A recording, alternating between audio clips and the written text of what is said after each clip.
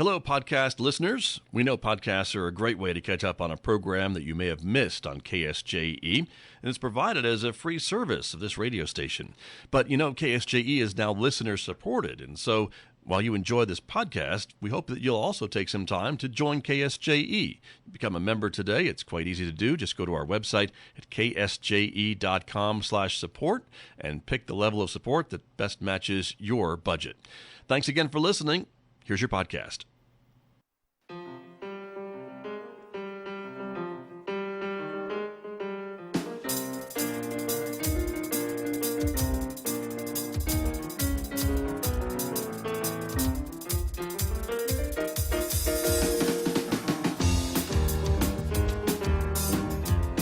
13 minutes past 8 o'clock. It is Wednesday morning, the last day of April 2025. Good morning, everybody.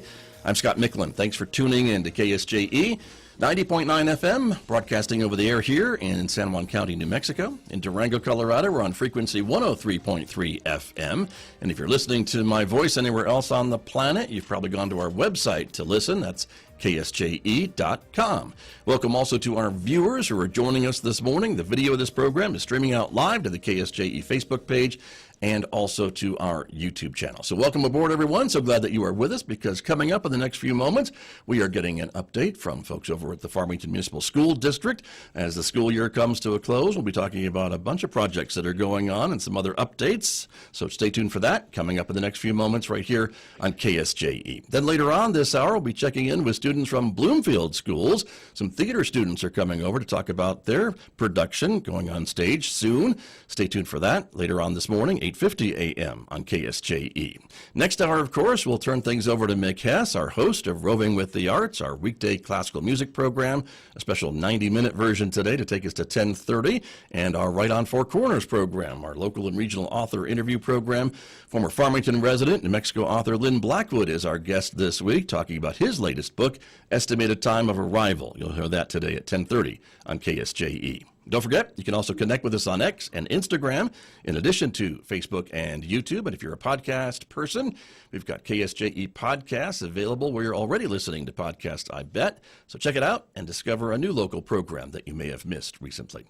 Outside our studios here at San Juan College, it's a sunny Wednesday morning so far, 45 degrees at the moment. We're expecting more sunshine today with a high of 67 in Farmington, 47 overnight tonight. Partly sunny skies tomorrow with a high of 68 on Thursday. By Friday, though, a chance of rain showers in the forecast. We're saying 50%. We'll see if that happens. 70 for a high on Friday. Another 50% chance of showers on Saturday with a high of 65. And then by Sunday, as you can see, 60% chance of rain and maybe some more showers into Monday and Tuesday with the overnight lows, as you can see, mostly in the 40s. I'll be back with my guests from Farmington Schools right after this. KSJE is supported by San Juan Regional Medical Center. The caregivers of San Juan Regional Medical Center are committed to bettering the quality of life, health, and care of individuals, families, and our communities. Life is their sacred trust. Better is their mission. Here is their home. San Juan Regional Medical Center, improving the health of the Four Corners since 1910.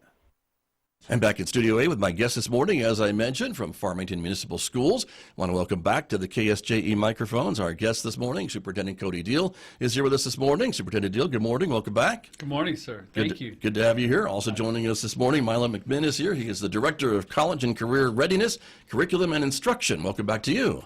Thank you. Good to have you here. Also, Isaac Gamboa is here, the Executive Director of Operations and Athletics for Farmington Schools. Welcome back. Thank you for having us. Good to have all of you here this morning. And Mr. Diehl, we'll start with you a little bit about things that are going on at Farmington School District here. The very end of April is, I imagine, a lot of talk about graduation and the wrap-up of the school year coming up soon. Yes, absolutely. Thank you for having us. And You bet. I feel like I'm bad luck. Last time I came in here, the weather took a turn for the worse. I thought it was going to snow on Monday. What's that all about? Yeah, right. I don't know. I don't But know. thank you for having us. But yeah, You bet. a ton of good things happening here as we close out the school year. And Roberto, I don't know, it's a big challenge for him to, what are we going to highlight today? But so a lot of good stuff. I imagine it's hard for him to pare down what to highlight every time you come on the program. Exactly. There's probably much more than we could fit into our half-hour conversation this morning. But let's talk about some of the things that are going on. You had another state champion from the school district. Yeah, this one's cool, and maybe Mr. Gamboa can chime in here too a little bit. But Haley Doyle, back-to-back state champion in powerlifting, a sport that I think is growing across the state rapidly. I think, what do they have, 3 lifts, Mr. Gamboa, that they compete in, and I think she's had 2 state records, but very impressive, and I think we're going to have her back at least for one more year to try it again. Nice. Repeat. She's a junior? She's a sophomore. Oh, sophomore, 2 more pardon me. years. Wow, okay. Yeah, 2 more years. Good for her. Gotcha. And from PV. So Piedra Vista. Congrats to her and to the school and to the district. So very, very exciting. Fun to watch. Some choir news, too? Yeah, congratulations. As always, Piedra Vista Choir shines. Last year, state champs. This year, they almost got there, but earned a second place finish with the state choir competition. So very proud of them. New instructor this year. So we're happy that the program is continuing to grow and lead. Very good. And probably nice for those students to be able to compete with their peers from across the state at these types of competitions. Yeah, I mean, the more we do that, the better. It's great opportunities for our students to showcase their talent and see where they stack up. Right. Very, very true. Very good. You had some champions from your Dene spelling bee, and so that is unique, I think, to school districts in our area to have a spelling bee for Dene students and others. Yeah, we talked a little bit last time I was here about our Spanish spelling bee. So yes, our Dene spelling bee champions, elementary school, first place, Soraya Benali, middle school, first place, Ariana Paul from Hermosa. Soraya was from Apache. You see, Apache swept our elementary division. They sure did. Clean First, house. second, and third place. Yep, and then our high school first place winner, Tayan Johnson from Farmington High. So it's great stuff. I was at Tibbetts Middle School yesterday, and Miss Navajo Nation was there speaking to our students, or Monday, I guess. Right. And very proud of our Native American programs and what we do for those students, and this is just another highlight for them. Very exciting. Celebrating the culture and the uniqueness of part of your student body, which is wonderful. Some other news we want to share is some incentive recognition from the U.S. Department of Agriculture. Yeah, I'm going to turn this one over to Mr. Gamboa. He can talk a little bit more. He oversees the food service, and I know we've had Marie Johnson in here a few times. We have. So they're doing great things. Yeah. Mr. Gamboa. So Marie Johnson, our supervisor for the food program, she was accepted in the Chef Van Foundation, it teaches them how to scratch cook, and so Marie's really been implementing in that in the schools, and so each school is getting more and more proficient at scratch cooking for our kids, which is part of that program is buying local farm to school, local beef, local vegetables, fruits. So right. Marie's really been driving that the last few years, and I think we're getting to a point where our cooks in each school are really doing a good job of making that scratch food for our kids. Gotcha. So they're preparing these things from scratch. They're not just defrosting like I would do. Okay. Yeah. Got it. A bit more steps than involved. So that's important for the students to learn some of those skills. That's wonderful. Congratulations to you and the team. That's terrific. And there's some other things, Mr. Gamboa, that we want to talk to you about. And so that brings us to talk a little bit about some construction and other things that you're watching, I'm sure, like a hawk. Yeah. So the new preschool's well underway. I don't want to say it too loud, but we're right on schedule, or a little bit ahead of schedule, which is always good in construction. With the estimated time around December of 26. So Jane's doing a good job out there with that preschool. As far as PV, we're getting ready to launch a big project there and upgrading that HVAC system, which is the original system from 1998. So you'll see a lot of that building under construction starting in May. Okay. Farmington Heating and Janes are running that project, so I'm pretty confident that little disruption, but when the lights kick on for our new school year, we should be ready to go with a lot of the cooling in the main building. Got you. Scheduled over the summer for, Yes. I guess, the least amount of disruption, right? Right. So that makes sense. Very good. Then Yeah. there's some playground work. Yeah, well, one more thing Oh, on excuse me. TV. We're about to flick on the switch hopefully this week to get our lights going on those soccer fields. So it'll be our second facility with lights right now. So we're pretty excited about that. And then we'll have some bleachers on the football field. Very good. But yeah, the Mesa Verde playground, this one was on hold just because trying to figure out, when to do this project. And so we're hoping on this summer we start that project where we put the new playground in. So very exciting. They're the last elementary to get the new playground. In our last bond, part of that was every elementary was getting a new playground, and Mesa Verde is the last one. That's it. So And so that involves some upgraded equipment, I guess maybe some newer safety standards, things like that, when we talk about playgrounds? yeah, playgrounds is a whole thing that I didn't Whole world, realize right? how much you were getting into. But I mean, you have to make sure the equipment's safe for the kids, the location and spacing and curbing, and even all the way down to the type of sawdust you put on the ground. So Principal Doyle's done a great job over there selecting the equipment that was best for her kids. I mean, you have a little kid section, you have an older kid section. So pretty excited because as soon as that project gets underway, it shouldn't take too long. We're hoping it's ready before school starts. Gotcha. So, And again, I'll say how old I am. No more metal slides that Yeah. are about No 1,000 more metal degrees slides. in the summertime, which is good. And I want to give a shout out Sure. to Mr. Gamboa. We put a lot of projects at Mesa Verde Elementary and Heights Middle School on hold as they were on our list to replace, and we're still moving forward. But Mr. Gamboa came and said, we need to add that playground in, and we'll figure out how to build around it, because the longer we wait, those students who are there now won't have the opportunity to have a great playground to play on. So I appreciate his kids' first attitude, and the lights at Piedra Vista is for our community as well. So he's doing a nice job of taking care of our kids. Gotcha. Very Happy. good. Well, nice to see those projects. And again, you're right. I think we think about our public schools, and those facilities are shared with the neighborhood and the community at large. And so it's improvements that a lot of folks can take advantage of. And I challenge these guys all the time to, let's do better in everything that we do. We get whether it's 1% better every day, but, even the food service programs. And I know Mr. Gamboa has taken a hands-on approach with all of our operations, and we're going to continue to improve every day. So Very very good. happy about it. Excellent. Well, congratulations on these projects. That's wonderful. Mr. McMinn, I think we're going to turn to you next to Yeah. talk a little bit about some of the things that you are involved with as Director of College and Career Readiness, Curriculum, and Instruction. So talk to me a little bit about some program changes in middle schools. Yeah, so this year we've kind of done a redesign of middle school elective offerings. A lot of times electives in middle school were the same that me and you took. You have FACS, you got a shop, you got PE, you got art. And what we're really trying to do is bring career exploration into our middle schools as much as possible. So we've really worked for equity in offerings. Mesa View does not have currently woodshop. So we're able to leverage some of our grant funding and other SEG funding in order to build one for next year. So we're really excited about that. But these shops are going to look a little different than me and you are used to.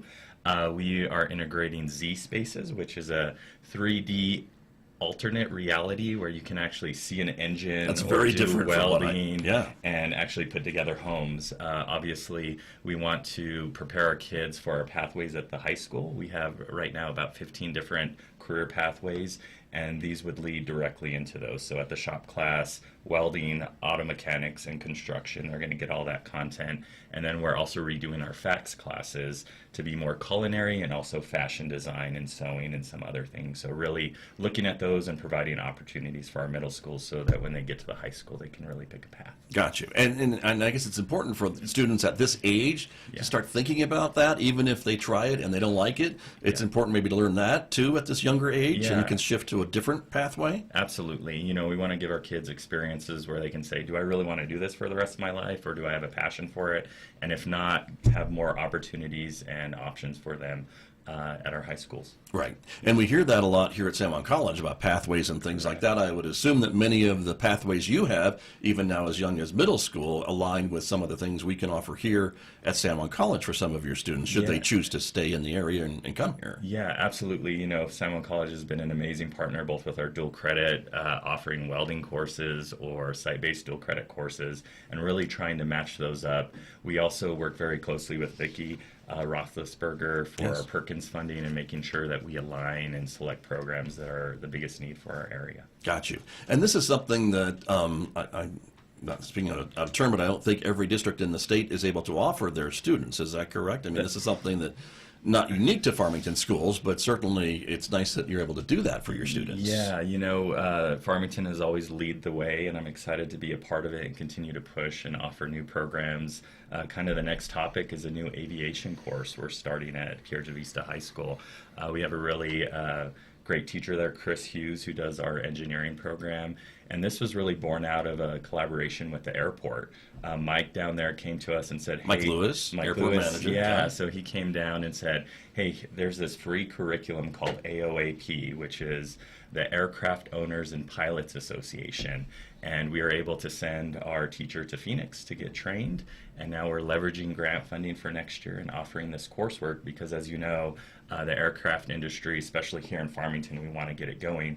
And if we don't have students that are on that trajectory to be either pilots or technicians or air traffic control, mechanics, you know, all those different things, this is going to be a good exposure for our kids that will get some aviation curriculum. Interesting. And so these courses, they're at Piedra Vista High School. Correct. They cover all those areas or can lead to all those areas? Absolutely. Is that the idea? Absolutely. So they'll take in like a general aviation class that kind of goes over flight and engineering and all of that.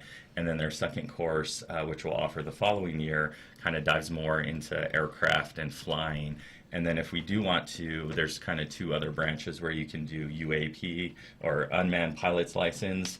And you guys have a program here that would work perfectly. That's drones and things like that, right? Sure. Yes, or kind of the typical aviation or pilots pathway for our students. Interesting. Yeah. Exciting. Really cool. Very exciting for that. And again, a partnership with the Farmington Airport to get that started.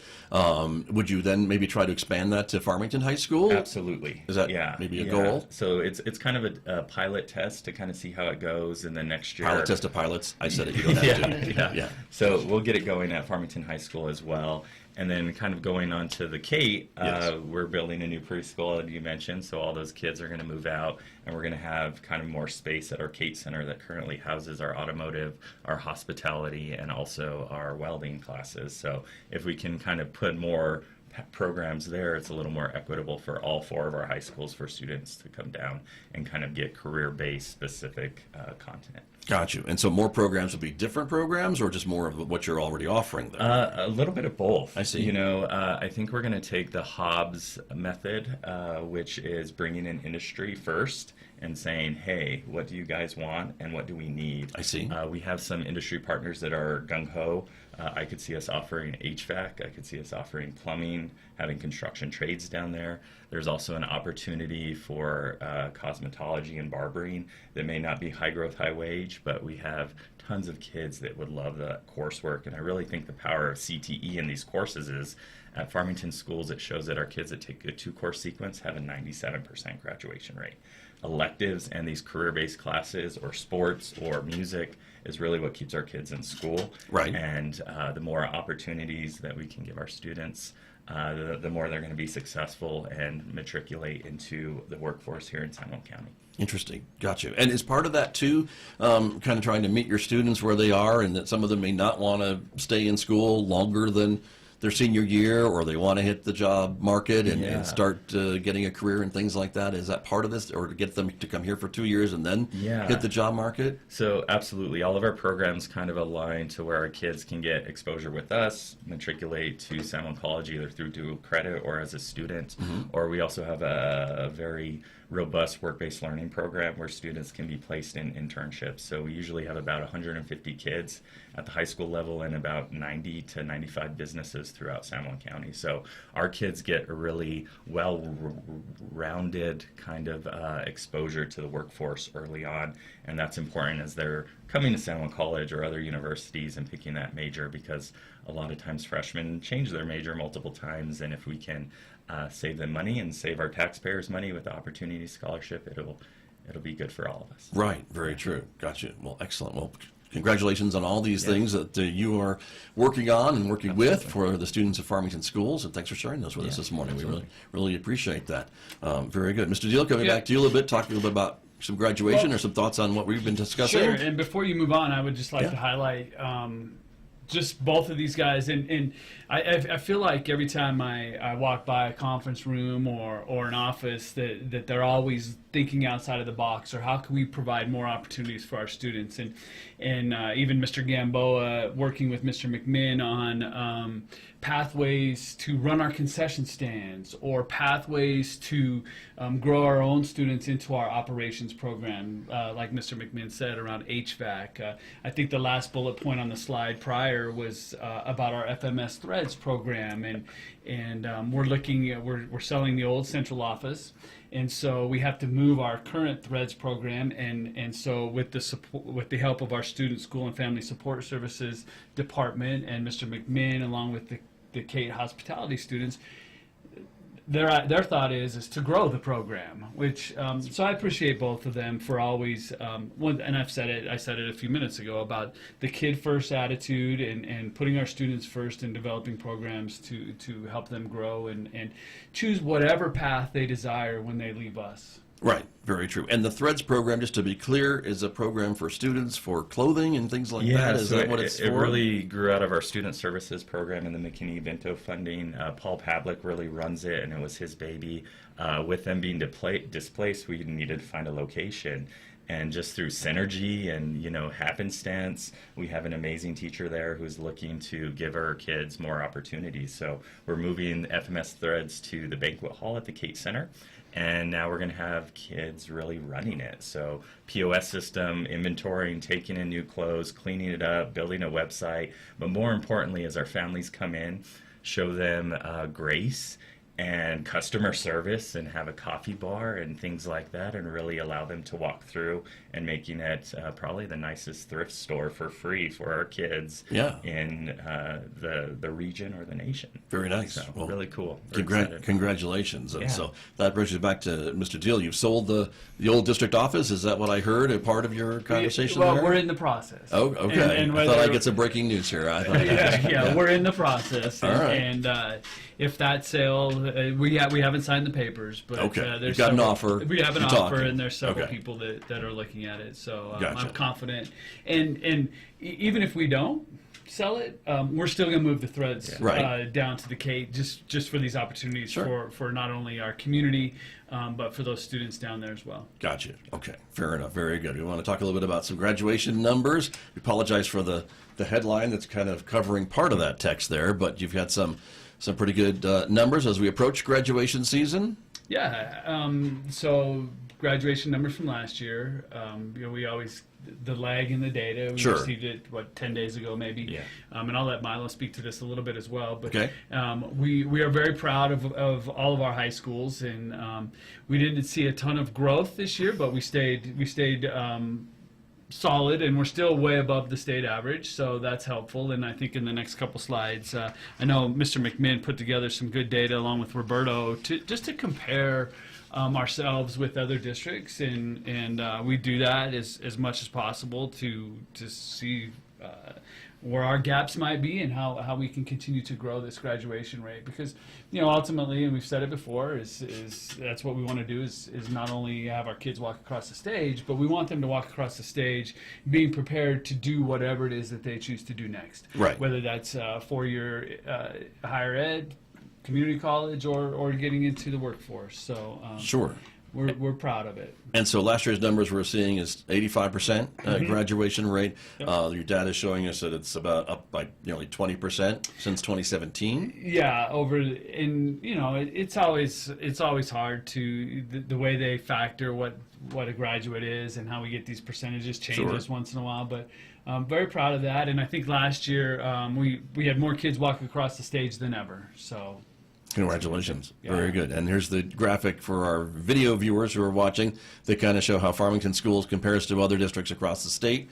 Like Albuquerque is at 73, almost 74%.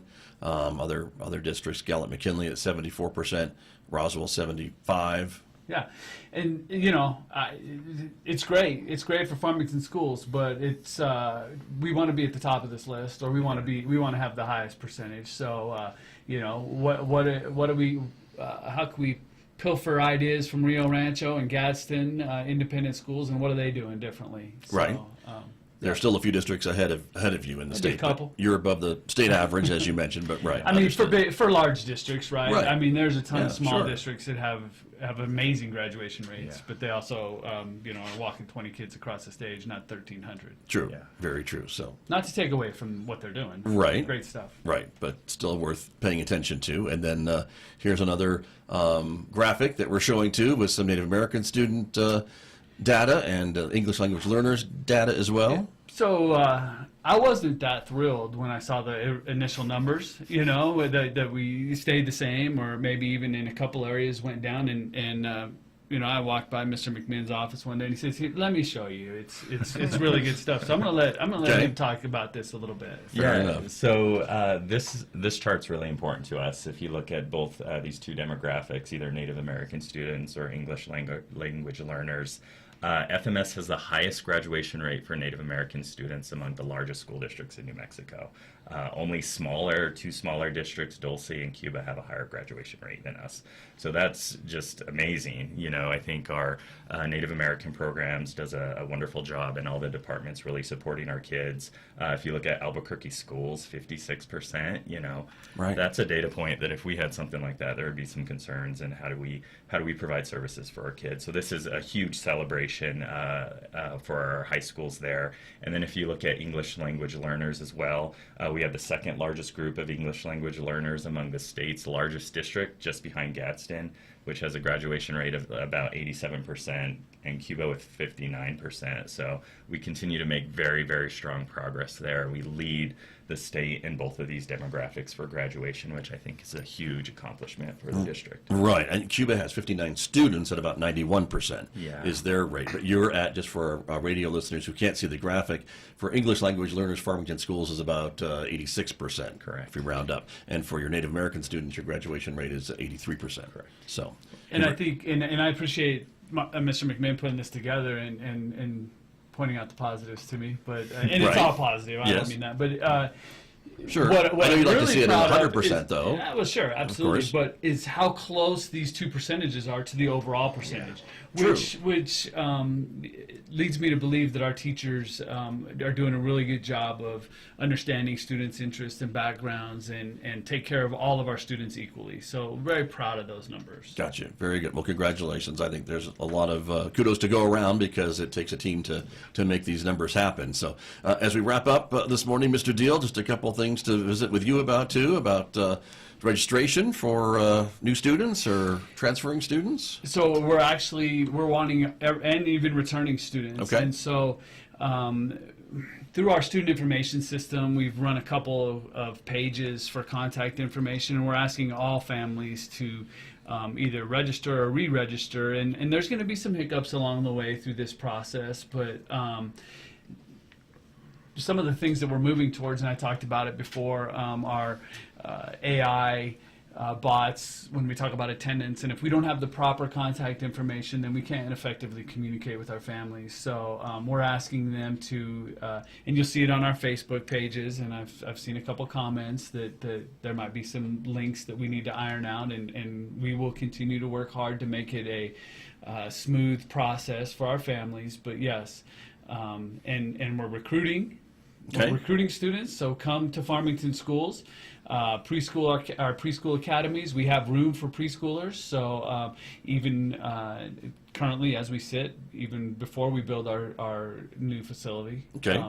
But yes. Gotcha. We want our school year to start off on the right track, and we want all of our information to be updated and correct. Very good. And last but not least, let's talk about the budget briefly. So yeah, we can. Can you do that? Yeah, absolutely. Okay, I'll just okay. tell you that there wasn't much that happened at the legislative session that's going to really have a great impact. I guess what I will add is that some program units or some multipliers for Mr. McMinn's students that he talked about in our programs around CTE and multipliers for our older kids. It costs more to educate our older kids, whether it be for labs or equipment, CTE programs, tools, welding, all that stuff. So we're in the process now. In May, our board will approve an initial budget, and then we'll approve it in June. So maybe the next time we'll talk in more depth. Gotcha. I'm sure you're watching very carefully some of the discussions at the federal level, though, when it comes to federal Sure. funding and things like that, which I'm sure would impact It does. several programs. It does, and I believe we're,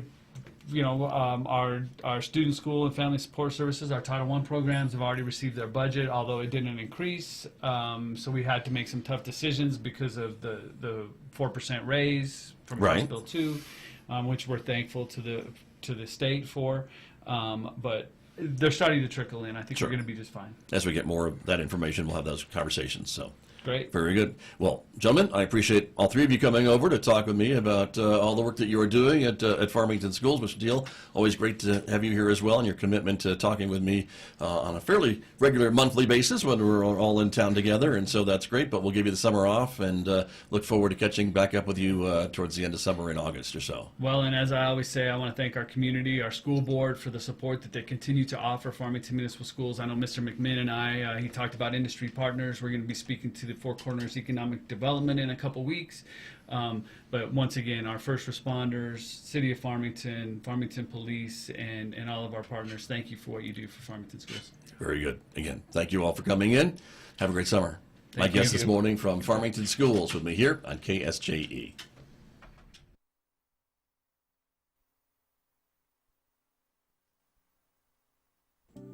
KSJE and the San Juan College Native American Center present the Student Study Tip of the Week. Hi, my name is Latoya, and I'm coming to you with the study tips of the week. Studying can be draining, so treat yourself for a little motivation. Buy a coffee from your favorite coffee shop or get some study snacks from the campus convenience store. You can also reward yourself by taking breaks for activities you enjoy, like walking, reading, or watching TV. Adding in a reward will give you something fun to work towards.